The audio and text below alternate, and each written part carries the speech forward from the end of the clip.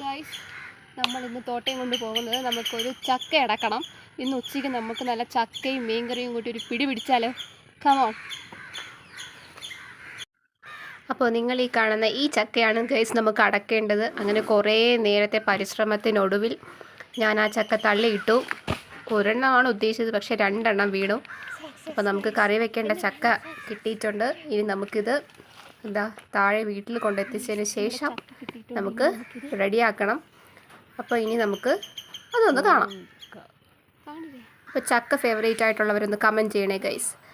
നമുക്ക് കാണാം. അപ്പോൾ അമ്മയാണ് ചക്ക 2ആയിട്ട് അതിനെ വെട്ടി മുറിച്ചത്. അങ്ങനെ കോടാലി കൊണ്ട് അമ്മ അതിനെ 2ആയിട്ട് മുറിച്ച് സെറ്റാക്കിയിട്ടുണ്ട്. പിന്നെ ഇതിനെ നമുക്ക് ഇറുക്കണം. അതാണ് ഗൈസ് ടാസ്ക്.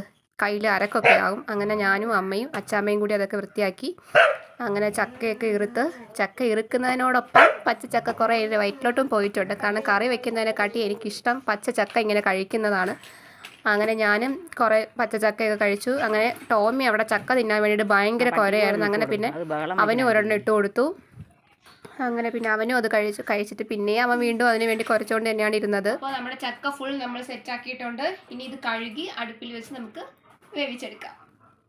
അങ്ങനെ പിന്നെ ചക്ക അതാ വെന്തു, അരപ്പൊക്കെ ഒഴിച്ചു. അതിൻ്റെ കൂട്ടൊക്കെ എല്ലാവർക്കും അറിയാവുന്ന തന്നെയാണ്, അതുകൊണ്ട് അതൊന്നും പറയുന്നില്ല.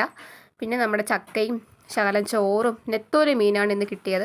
അങ്ങനെ അതെല്ലാം കൂടെ കൂട്ടി കഴിച്ചു.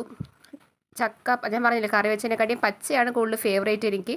പിന്നെ മരിച്ചിനിയും എന്തായാലും ചക്ക കിട്ടിയത് കൊണ്ട് കഴിച്ചു, കുഴപ്പമൊന്നുമില്ല. നല്ല ടേസ്റ്റി ചക്കയായിരുന്നു. അപ്പോൾ എൻ്റെ വീഡിയോ ആദ്യമായിട്ട് കാണുന്നവരാണെങ്കിൽ ഒന്ന് സബ്സ്ക്രൈബ് ചെയ്ത് ലൈക്ക് ചെയ്തിട്ട് കാണണേ. അപ്പോൾ ഇനി നെക്സ്റ്റ് വീഡിയോയിൽ കാണാം.